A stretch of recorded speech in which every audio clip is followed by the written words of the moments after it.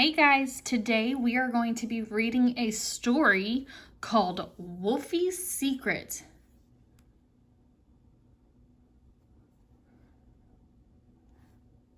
Wolfie was no ordinary wolf. He was a wolf with a secret. He was a wolf who loved baking. Wolfie dreamed of becoming a famous baker. He fantasized about writing his own cookery books. He was desperate to have his own TV show. But everyone knows wolves are meant to be growly, fierce, and mean. They're not supposed to enjoy icing buns or sprinkling hundreds and thousands onto fairy cakes. So Wolfie was careful to keep his baking a secret. Wolfie had tried huffing and puffing. He always pretended he wanted to eat grandmas and little boys and girls. Wolfie even had a checklist to remind him how wolves are supposed to behave. Wolfie just wasn't very good at any of it. Number 1, act tough. Number 2, snarl teeth. Number 3, scare little girls and pigs. And number 4, eat grandmas. One day, Wolfie decided to test a new recipe. He drew his curtains and set to work. He whisked up the batter. He poured it into the tin. He popped the cake in the oven. His kitchen soon filled with a scrumptious aroma. An aroma is a really good smell. He hummed happily.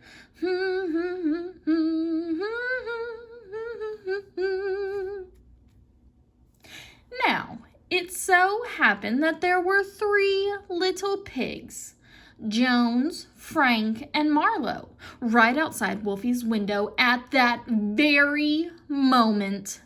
They were looking for a good spot to build a new home. Jones, the smallest pig, was worried. "We can't build our house here," he said. "A wolf lives next door. He'll surely huff and puff and blow our house down."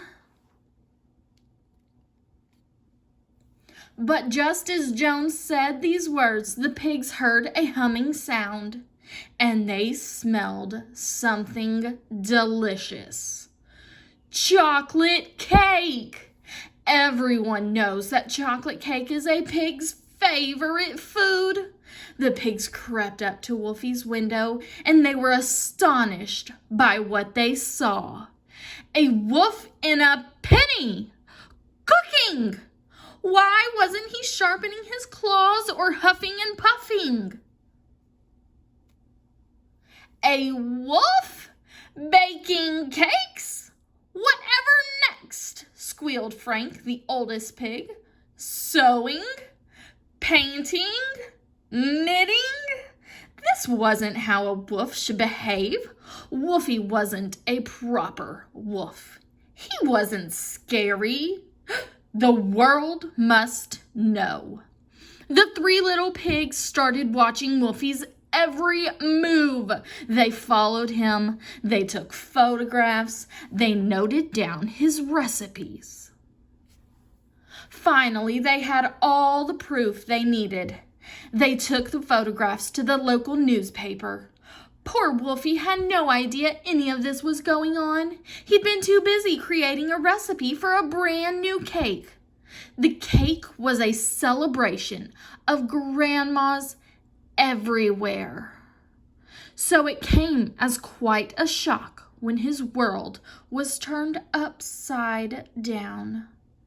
Grandma's delight has cake and icing and jam and cream, comfy chair for cuddles, hugs of course, an oversized hand-knitted jumper or 2, and lots of hot buttered toast and tea.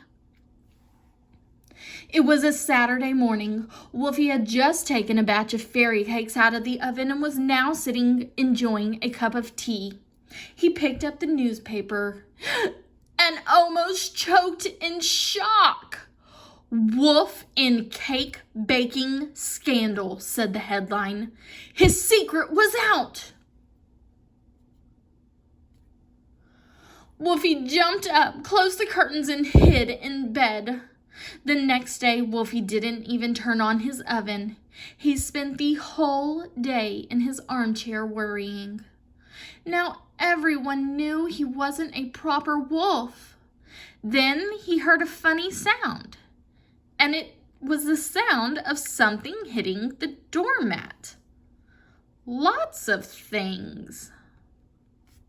Wolfie trotted to the front door and couldn't believe his eyes. There was an enormous pile of letters on the doormat. He fearfully opened an envelope and began to read. The letter congratulated him on being an excellent baker. He opened up another and another. Every single letter was full of praise for him.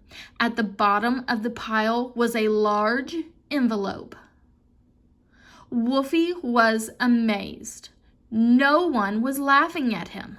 They all admired him.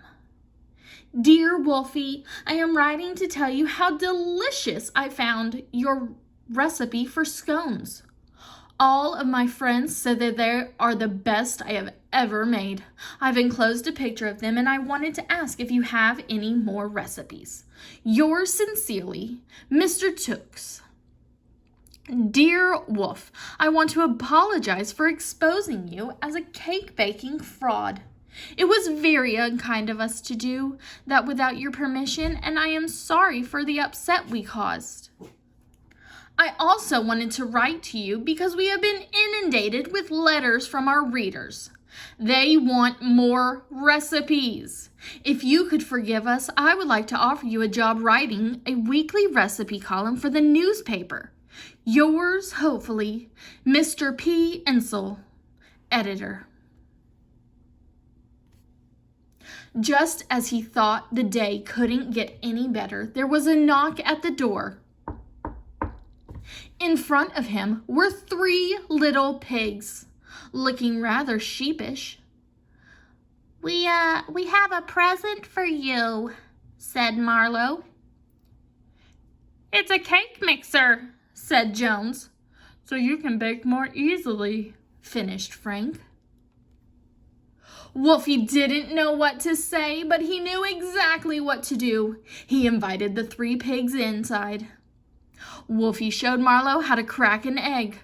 Great concentration, Marlowe. He helped Frank cream the butter. Looking good, Frank. He let Jones stir in the milk. Knead, not nibble, Jones. Ding! Went the oven. The scones were ready. The happy baking wolf and the 3 little pigs sat down for a lovely tea. The end.